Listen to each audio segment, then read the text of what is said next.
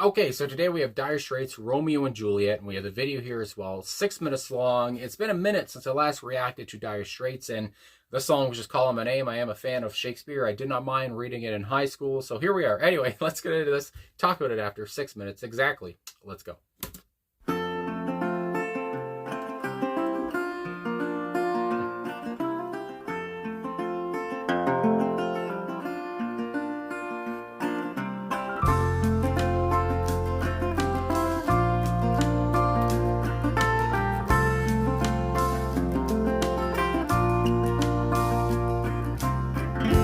A love-struck Romeo sing the streets a serenade, laying everybody low with a love song that he made. Find the streetlight, steps out of the shade, says something like, "You and me, babe, how about it?" Juliet says, "Hey, it's Romeo. You nearly gave me a heart attack." He's underneath the window, she's singing, "Eli, my boyfriend's back." You shouldn't come around here singing up at people like that. Anyway, what you gonna do about it? Juliet, the dice was loaded from the start, and I bet, and you exploded into my heart, and I forget the movie song. When you gonna realize it was just that the time was wrong? Juliet. My goodness. Captivating video. Come up on different streets, they both were streets of shame. Both dirty, both mean. Yes, and the dream was just the same.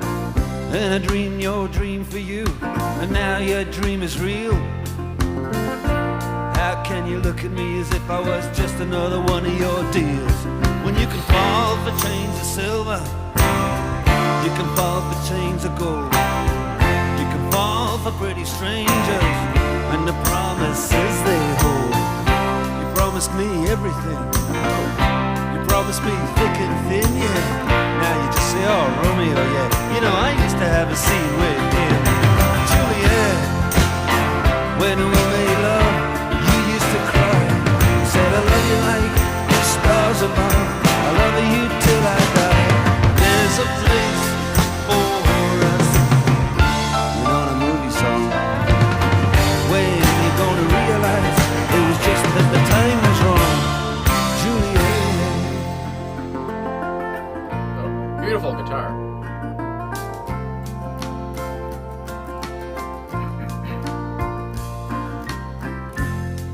I can't do the talks like the talk on the TV, and I can't do a love song like the way it's meant to be. I can't do everything, but I'll do anything for you. I can't do anything except be in love with you. And all I do is miss you and the way we used to be. All I do is keep the beat, the bad company, and all I do is kiss you through the bars of a rhyme. Julie, I do the stars with you anytime. Juliet, when we made love, you used to cry. I said, "I love you like the stars above. I love you till I die. There's a place for us." You know the movie song. When you gonna realize it was just that the time was wrong? Juliet. Beautiful.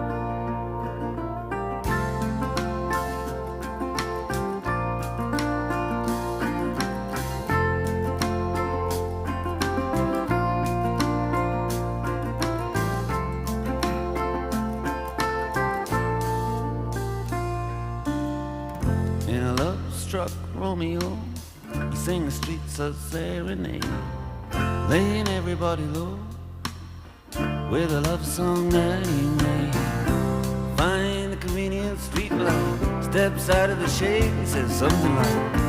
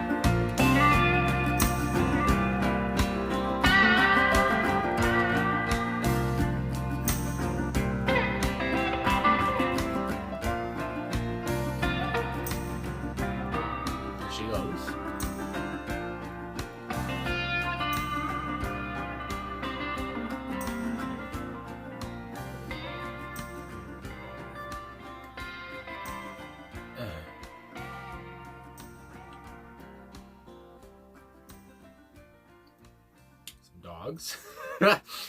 Well, and a cat. Well, good Lord, how... I mean, couldn't be a better finish to the video. There's a woman, some dogs, a cat. And I got to say at the top, too, then, while I'm talking about the video, because that's what I just watched, it's almost like a little movie. So captivating. The characters here are great. I love the stares into the camera, the visual effectiveness of it that just goes along with the lyrics to, I guess, oomph those up even more, to give you such an even more bigger feeling for these lyrics, these words you're hearing, and then you see the visual of these things. Anyway, it was fun. Well, not fun, but it was fun to watch, and just to understand everybody's situation here. And I gotta say too, this is like I don't know where to start, because again, this song is 6 minutes long. It didn't really feel like 6 minutes long, but it's like the best of both worlds, because at the same time, it's tender. It's obviously, there's a ballad here, and I like how one line too, I'll get into the lyrics later, but I just got to mention this now, how Mark sings that he doesn't know how to write a normal love song, I believe he says. And it's funny because that's what he's doing right now. I mean, this is a love song, but it's not really normal, I guess, because obviously it's about him missing his Juliet. And this Juliet, that it seems like just threw him to the curb. And at one point when she says, you know, oh, yeah, I used to have a thing with Romeo, but that's over, whatever. Well, again, we'll get to that in the lyrics. But yeah, and I just love how it's mournful and it's sad, and he misses her. So it's not like a complete love song where they're still together or something like that, you know? And then, like I say, there's that world, but then also it's a bit forceful. It's a bit, when he sounds more frustrated, when he sounds more angry, the music kind of picks up. The drumming here, which I think is kind of underrated, obviously. Again, it's just, I mean, the timing is so perfect when it can be so quiet and so low, and it goes along with Mark's voice, and when he sounds more hurt, that's when everything, you know, comes back down, of course. And with the different guitars here, because I believe there's a few guitars on here that Mark is on, all of them, and the bass work here too, everything just quiets down when Mark gets a little bit quieter, and especially near the end when he sounds a lot more hurt compared to when he starts off. Anyway, and then again when it rises and he sounds more frustrated, whatever, and then that's when everything picks up, as you would imagine, and the drum work just gets more heavy and a bit more hard hitting, and like I said, just underrated in a way. Beautiful guitar work here too, obviously, from the acoustic guitar I would mention here, and how that starts everything off, and now you can almost hear every pluck, every strum that Mark is doing, and you just get a sense, I mean, it almost sounds whimsical, and it almost sounds, I mean, it just sounds so beautiful. Like I said, it's pretty as hell. And then we get into it, and again, he just takes you on this ride. I mean, he's such a great lyricist, he's such a great songwriter, and again, he's singing it too, and it's like, it's timeless, you know, it has a timeless sound to it. The melody here too is just beautiful. Everything is just so pretty. And then again, at the same time, it's pretty, but at the same time, it's sad. And I just love how he plays with your emotions. I mean, he grabs your heart and he just pulls it out, you know. And yeah, it's just what a ride. I can't say it enough. But I guess I've talked about that. I want to talk about the personnel here, because I talked about how Mark is on different guitars. So just seeing here on Wikipedia, anyway, for this song only. So this is all what's on the song. Mark Knopfler on, and I never know whether to pronounce the P or not in Knopfler. Knopfler? Anyway. Mark is on vocals, which I believe it, resonator guitar, electric guitar, and acoustic guitar. I didn't mention, but I believe it was electric guitar there at the end, either that or the resonator guitar, it was just the slashes of that hard guitar, again, at the end, which I really enjoyed, just to kind of send off the song. It's just beautiful. They knew what to do here. Timing was everything, and it was perfect. John Ilsley, I apologize, my God, but John is on bass guitar here again. It's been so long since I last listened to this band, and I forgot there's just there's 4 people here, but it sounds like so many more perhaps. But anyway, but yeah, each one of them knew what to do, and they were just great musicianship on the track here. That was perfect. Pick Withers, which I just love that name, was on drums and percussion here, and like I said, I loved his work. He had such a mood to him as well. And you talk about mood, Roy Bittan on piano and Hammond organ. And it's funny because I just listened to Bruce Springsteen the last couple of weeks. And of course, Roy is a part of the E Street Band. And it's just fun to see Roy's name here again. That's fun to me. And yeah, like I said, his moodiness on his key piano and the Hammond organ here. I mean, it's just a Hammond organ always oomphs up, or just, I guess, levels up that moodiness, that sadness that you feel in a song. So Roy here was just perfect. He was integral to the song. Everyone here was integral to the song. Nobody was out of place, and I just loved it so much. My God, it just, I I'm not even, in the same situation. I'm no Romeo or anything like that, talking about love, but you just feel the emotion here. I mean, you have no choice but to feel the emotion, and I loved it, and yeah, I mean, yes, people love listening to sad songs, and that's what I'm feeling here too. I mean, the song is just devastating for Romeo especially, and I might have already said it, but again, I just love how from the beginning he has a bit of pep to his step, and maybe just in Mark's voice, there's a bit more pep than when you get to the end, and he's almost, and the guy's strutting down the hallway again, or whatever, the aisle anyway again, and he just seems so much more hurt. He seems like he's gone through so much shit, and you have throughout the 6 minutes, and Mark sounds so much more dejected, and I just love that style, and just how that, it sends the message home. Anyway, I'll get into these lyrics. Oh my goodness gracious, we're already almost 12 minutes in. Okay, with the first verse, a love-struck Romeo sings a street sus serenade. My God, what a alliteration there. But I mean, that just sets the tone of what we're about to hear. When you talk about Shakespeare, again, with a song titled Romeo and Juliet, you expect the writing to be up there because, again, we're talking about Shakespeare. I mean, he developed a lot of the English language, I do believe, laying everybody low with a love song that he made. Again, talking about a love song, he seems peppy, more peppy than he would later on. Find a street light, steps out of the shade. Yeah, finds a street light, steps out of the shade. Again, he's just talking about what he's doing. I mean, step by step. Says something like, you and me, babe, how about it? And I didn't mention it, but you and me, babe, that reminds me of like Lou Reed. The song Walking the Wild Side comes to mind. He has a little bit of Bob Dylan in his voice. I forgot to mention these things, but yeah, Bob Dylan and Lou Reed came to mind for that tone that Mark has on the song here. So slow, so methodical, and it's so kind of raspy, and yeah, just Lou and Bob came to mind. Anyway, I had to mention that one time here. Juliet says, hey, it's Romeo.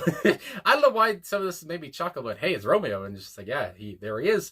You nearly gave me a heart attack. And just the way he would pronounce some of these words, I don't know. He sings slow, but at the same point, there's some swagger to his voice, and I love it. He's underneath the window, and then she's singing, hey, it's my boyfriend. Hey, my boyfriend's back. And there you go. Yeah, my boyfriend, Romeo, he's back. Good Lord. You shouldn't come around here singing up to people like that. Anyway, what you going to do about it? And again, I just think about Romeo and Juliet. Of course, that love couldn't be because of Romeo and Juliet's parents. I believe it's been a long time since I last read the book, or the play. But yeah, it can't be, or whatever. And that seems to be one thing that he comes to find out. It's just wrong place, wrong time kind of thing. And seems like Juliet's warning him here. You better get out of here.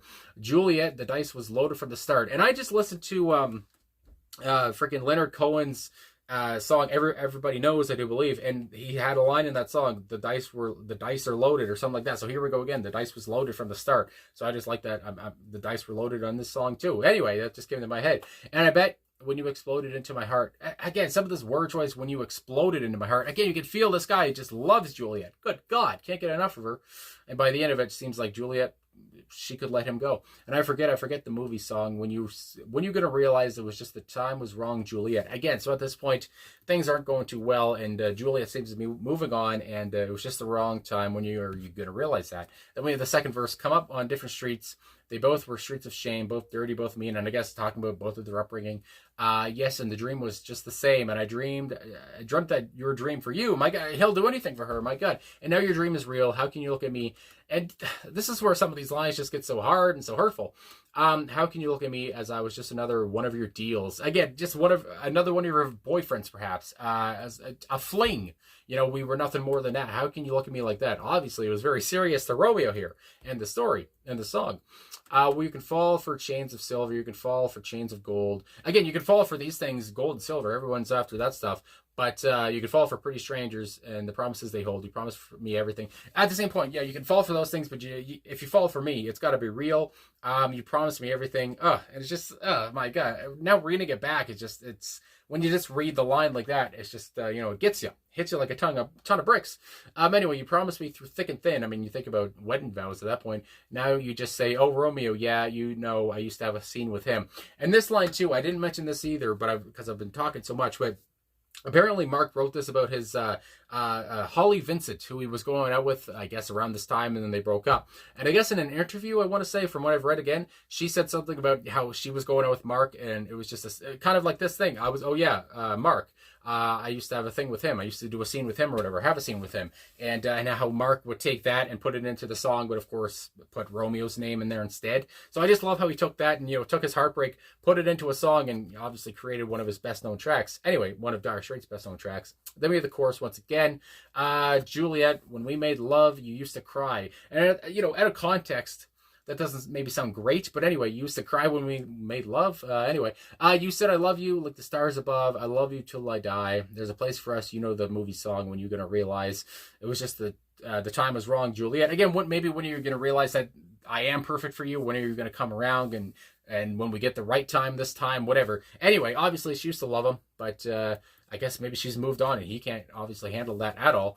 Third verse, I can't do the talks like they do on the TV, and I can't do a love song like the way it's meant to be. Like I said, this is a love song, but it's not the way it's probably meant to be, because we're talking about lost love and heartbroken love. I can't do everything, but I do anything for you. I mean, straightforward as hell. Much of the same as some of the earlier lyrics where he's just all about her still. Anyway, I can't do anything except be in love with you. I mean, many women would love to hear that. Good God. All I do is miss you the way we used to be. Again, longing for the past. This song is all about longing. I mean, is there a better song about longing in the world? I don't know. All I do is keep the beat to Bad Company. My goodness gracious, and now talking about his perils. And all I do is kiss you through the bars of a rhyme. When we're talking about a song, the bars of a rhyme, talking about keeping the beat, the lyricism here is off the chain. Juliet, I'd do the stars with you anytime. I mean, my goodness gracious, much of the same like I talked about. The chorus once more, and then the outro. And a love-struck Romeo. And this is at the end when, again, he sounds a lot more hurt. He sounds a lot more dejected. A love-struck Romeo sings I can't say this word, street serenade. My God, that's hard for me. Laying everybody low with a love song that he made. Finds a convenient street light, steps out of the shade. Says something like, you and me, babe, how about it? You and me, babe, how about it? And of course, at the end of that video, he passes by a different woman, and it's like, okay, is he moving on now, perhaps? Or at the end, is he okay?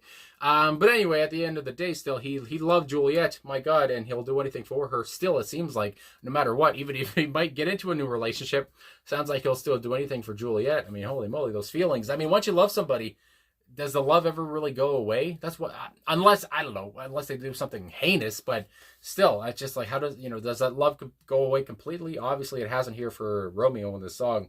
But at the same point, like I said, what a great song, just through lyrics here from Mark and through his voice. I mean, he was just so perfect everywhere on it. So yeah, I don't know how else to end it. I mean, I'm done now, but the song, again, it's just so big and it's just so emphatic and just so all about love and just heartbreak, and it's just like, good God, how do you end the video? I liked it. There you go. It made me feel a lot of feelings. It made me feel, relatable about love, obviously, and it makes me see where Mark is talking, where he's coming from, of course.